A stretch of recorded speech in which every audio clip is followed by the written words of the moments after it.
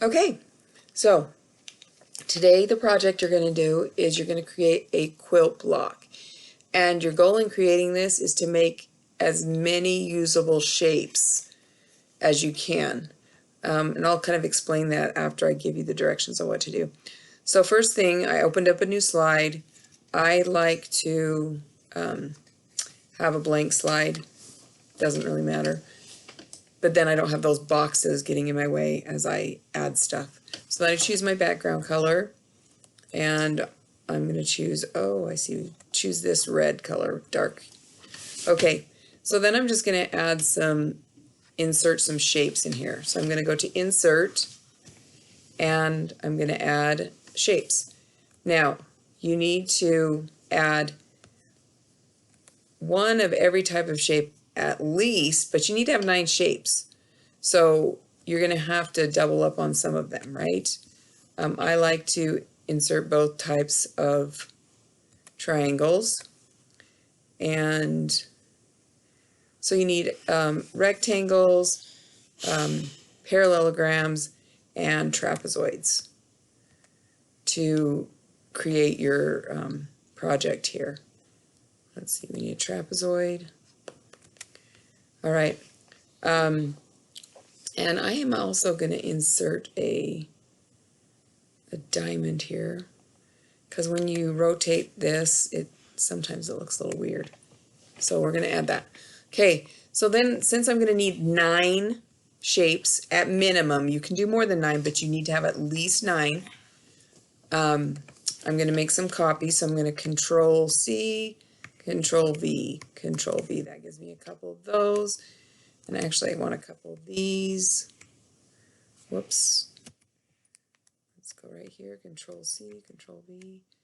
And I think I want a couple of these at least. Control C, Control V. Okay, so I've got 1, 2, 3, 4, 5, 6, 7, 8, 9. That gives me 10. Okay, so now I can just start moving them around, and maybe I want to turn this into a really long rectangle that goes from top to bottom right here. And maybe I want it to be really super thin.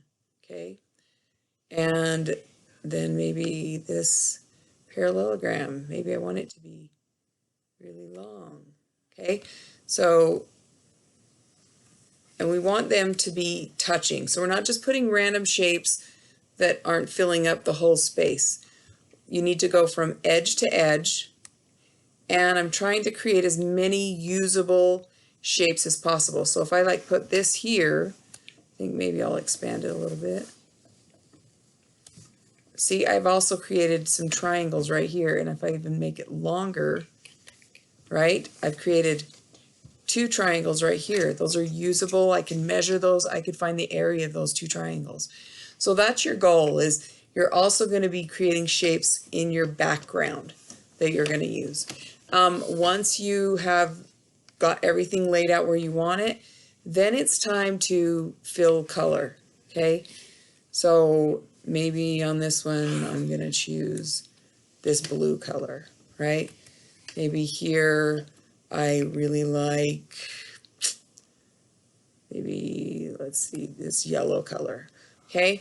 So then you just design it that way. So when you're done, I mean, I put these on the blog, but then you're going to have, you know, things that look like this, whoops, and this.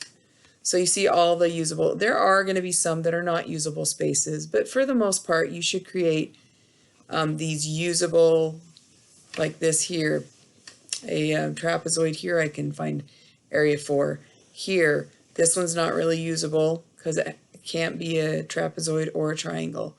But this one here is usable, okay? So using all the space, creating as many measurable shapes as possible, because later on we're going to use the rulers here on the side to actually find the area of these shapes. And we'll put those in, but that's not a project for today. This is your goal today, to get to this point. Okay, have fun.